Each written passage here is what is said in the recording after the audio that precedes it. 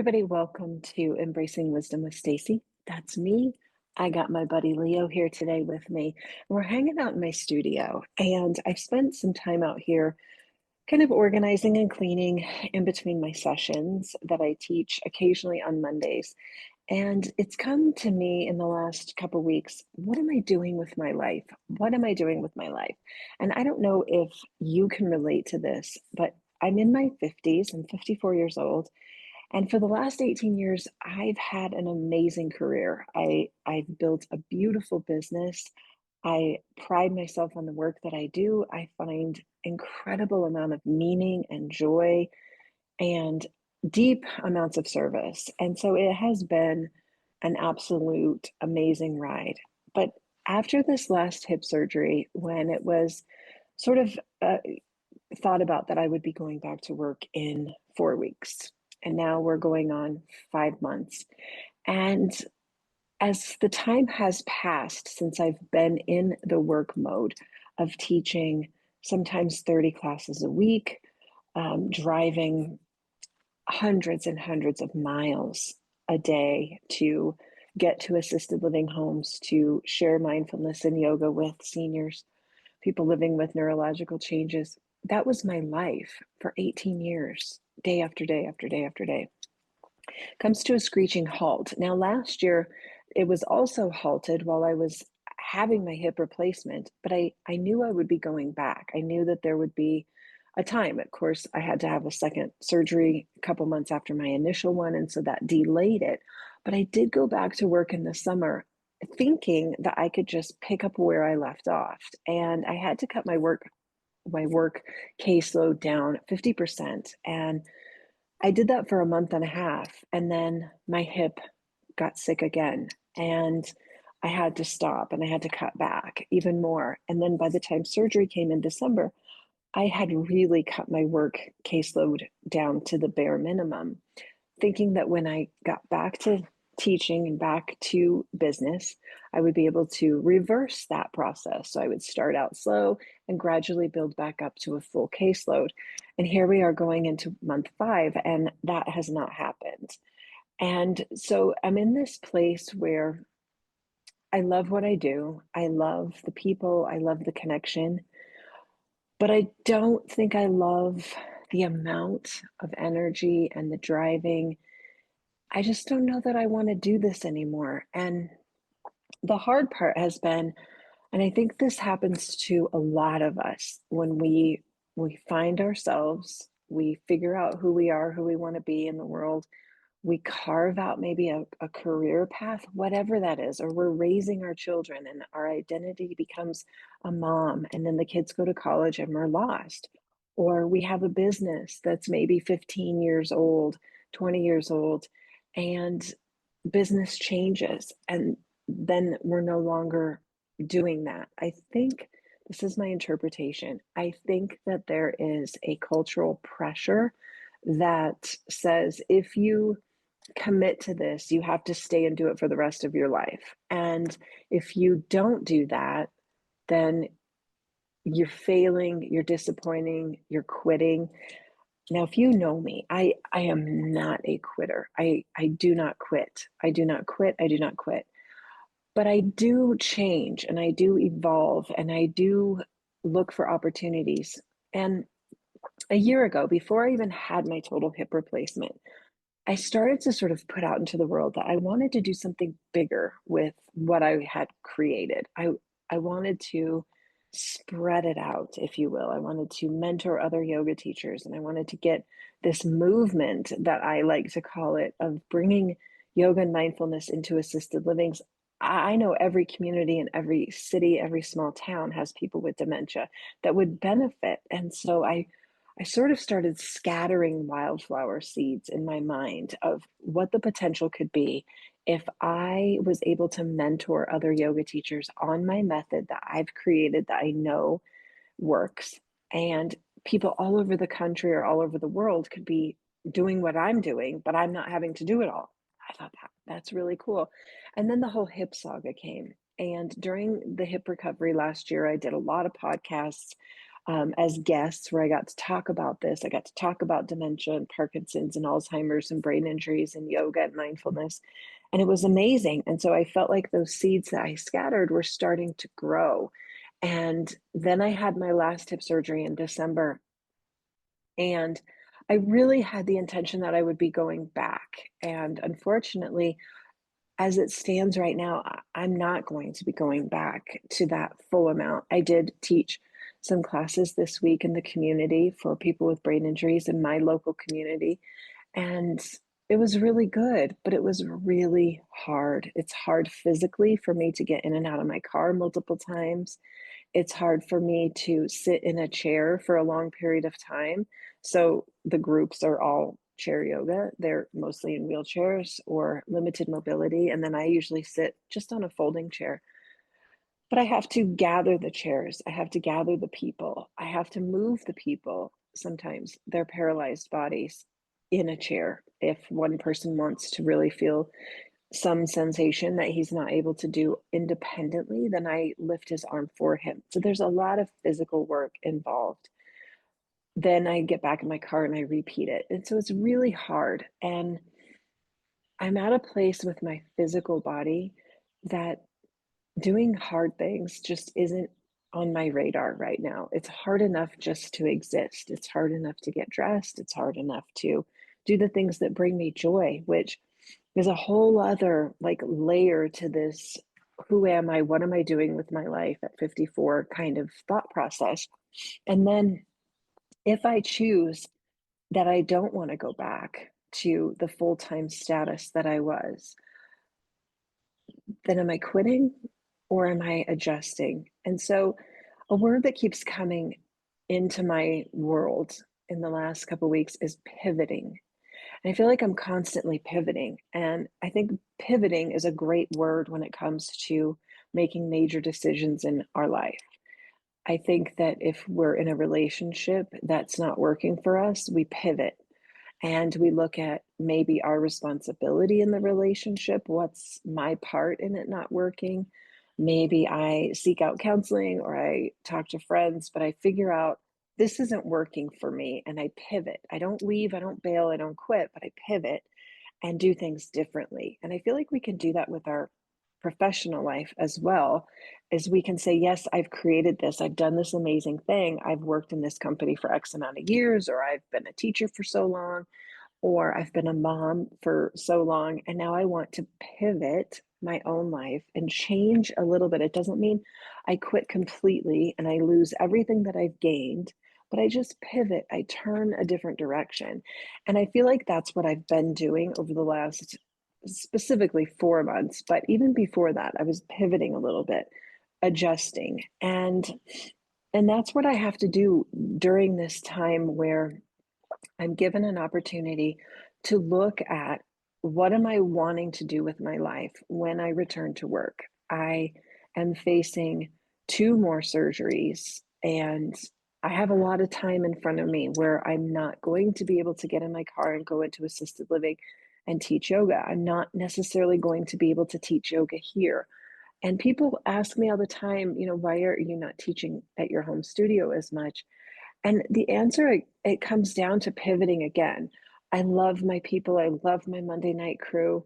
It's a lot of work to set it up. And yes, I have people that have helped and offered to help me, but it's the energy. And if I can't give 100% to the people that have chosen to come here, if I can't give 100%, I'm not doing it. I'm not going to half-ass a yoga class just because. And so the pivot that has come to me is I'm choosing and checking in with myself. Do I want to teach today? Do I have the energy to give 8 people or 6 people my very best? And if I don't have the energy to give myself the best, there's no way I have the energy to give 6 individuals their best or my best to them. So I'm being more discerning as to what I'm saying yes to. And that's that pivot. I've said before on podcasts and talks and things, we turn the dial slightly. And so I'm turning the dial in my life. And maybe it's a midlife thing. Maybe it's looking at mortality it's looking at limitation, it's looking at the reality. And then another whole piece to this that has come to me. I was recently out walking, and I currently walk with a cane or a crutch, which is fine. I own it. I make it spicy. And I was walking a familiar path in my neighborhood that is like 1.25 miles, mile and a quarter. I've done it thousands of times. It's sort of my go-to loop. I get home from work. I just have 20 minutes, 25 minutes. I zip through this loop. And I was out for the walk during the day, and I had my cane, and I took my familiar loop, and I'm maybe a quarter of the way. And I have this thought, like, this doesn't feel very good. Like, this is really hard. But because I'm not a quitter, I kept going, one foot in front of the other. And I had to stop, and I had to take breaks. And it was time to turn the corner to make the loop or turn around and come home. And I took the turn to do the loop. And I was committed at that point, because if I kept going and I turned around, it would have been the same as doing the loop. So I just kept going, and I made it to the place where I wanted to be, which is this trail near my house that has a little creek bed that runs through it. And sometimes there's ducks, and it's just beautiful. There's trees and bunnies and deer and all that. And so I finally get to that part of my walk, and I have probably a mile to go, maybe a little less than a mile, three-quarters of a mile to get home. And I couldn't do it. I get to the trail, and I couldn't do it. And I thought to myself, not too long ago, I was walking this loop in 20 minutes, so a mile and a quarter in 20 minutes. I was speed walking. And this particular loop was like nothing. It was not even considered a walk in my eyes. It was just like a stretch or something. And I mean, I was walking, 4 to 5 miles at a time a year ago, year and 4 months. And so I'm on this trail. I can't get home. I don't know what to do. I can't walk anymore. I'm in so much pain. I'm so wobbly. And I think to myself, I cannot do this. And the grief that washed over me as to what I was experiencing that moment in the language of I can't is so unfamiliar to me. I am not an I can't girl. And so I stood there for a while, and I leaned up against the fence, and I just thought about my life, and I thought to myself, there are seasons in our life that change just like the seasons around us. And I was in a long summer for a long time, and I was building an amazing business, and I was doing amazing things, and my body was doing amazing things, and I was hiking mountains and cycling and teaching spinning class and kickboxing and all the things that my physical form could do. I had a great season, but that season is over. And now I'm in a season where I'm much slower and I'm much more limited. And so I thought to myself, well, am I going to practice what I preach and look at this as an opportunity to feel what I feel, and certainly allow myself the space to feel the grief and the sadness and the loss, because it's a huge loss to not be doing the work that I'm doing. It's a huge loss to not be able to walk a mile and a quarter without excruciating pain and limitation. There's a huge amount of loss. Even the things that bring me joy, like walking and gardening and baking, are incredibly hard for me to do. I've managed to create some garden tools by connecting things together that where I don't have to bend, because I want to do it. I can hire somebody to do it, but I want to do it. I want to get my hands dirty. I want to pick the things. I want to do the hoeing and the weeding, and I want to participate in it. It's what brings me joy in the summer. And so um, I've had to make some pivoting and get help for certain things and do the things that I can do. I've had to be in the baking world. Like, yes, I love it, but I can't do it every week. I can't do it even every 2 weeks. I have to space myself and do it on weeks where I know I don't have a ton going on so that I can give myself the space to bake for a couple days in a row. And so the season of pushing and the season of creating massive amounts of things, personally and professionally, that season has come to an end. And and so I stood on the trail and I realized that all things come to an end. All things are seasonal. Our careers, our relationships, our centers of joy, everything that we have in our life has a seasonal aspect to it. And we cannot hold on to last year's growth. We cannot hold on to the person that we identify with as this, because that will change and it will evolve and it'll fade, it'll fall apart, it'll no longer function. And so I feel like as I'm in this space where people don't know what to say regarding me and my hip and my work, I'm I'm just at a place where I don't want to disappoint people by saying no, I'm not going to go back to that level of work, even though it's amazing work and it's beautiful and I've worked so hard to create a name for myself and a reputation and a branding and a business, and I know I've done great in the world. I've touched thousands of people's lives for the better, and so I feel really good about that, but does that mean I have to do it for the rest of my life while I'm in pain? I don't think so, and so I don't wanna disappoint people. I don't want to come across as a quitter because 'cause I'm not. I'm a pivoter, and I'm pivoting and I'm evolving and changing in a different direction.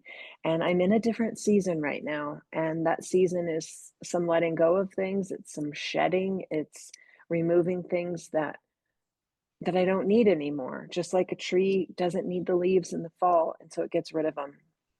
And so that's where I'm at. I'm in some days I'm in a great place emotionally, and other days I'm in deep, heavy grief. And I feel sadness for the season that I'm in. I wanna be in summer, but I can't. I can't be the kickbox instructor and the spin instructor and the person teaching 40 million yoga classes and mowing her grass twice a week because I like it on a diagonal to look good. I'm not her anymore, and so I have to find things that are in my season, and that's what I'm doing. That's what I'm doing right now is finding things that are in my current season and being okay with maybe at 54 years old, my life is changing drastically in a different direction and being okay with that because I really am. I really am okay. Yeah, I miss my people and yeah, I miss like the fun of driving and listening to music and knocking on doors and seeing people's face light up. There's so much I miss about it. But there's so much that was a season for me and I'm just not sure that that's what I wanna go back to, especially after this last 5 months where the constant pain has asked me to look at my life in a different way and has asked me, invited me, prompted me, encouraged me, stabbed me in the eyes to look at my life differently and do things differently. So that's what I'm doing. That's what I'm doing. So that's the long answer to many questions of, "Are you back to work yet?" No, I'm not. And I don't know that I'm going to be back to this type of work, and I'm okay with that. So I hope you're okay with that. I'm gonna keep talking because if I can talk, I can teach in a different way. And that's always been my mantra. So that's that. And I think if we can look at our lives as seasons, it's comforting to know that we all have seasons, we all pivot, and it's okay to pivot. It's actually healthy to pivot and make adjustments along the way. We cannot be the same as we were a year ago, or how boring would our life be?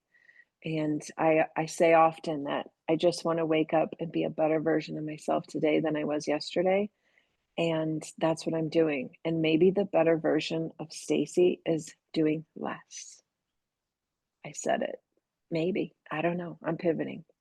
All right. Have a great day. Thanks for listening, and we'll chat soon. Think about it in your own life. Are you pivoting? Do you need to pivot? Do you want to pivot? Is the world asking you to pivot? Do you have to be the same as you were 5 years ago? Can you grieve what you have created and open a door for something different? It's all there, all those questions to be answered. So I hope you're willing to look at your life and see if you can shut some doors and open some new doors and be okay with it. All right, take care. Have a good day.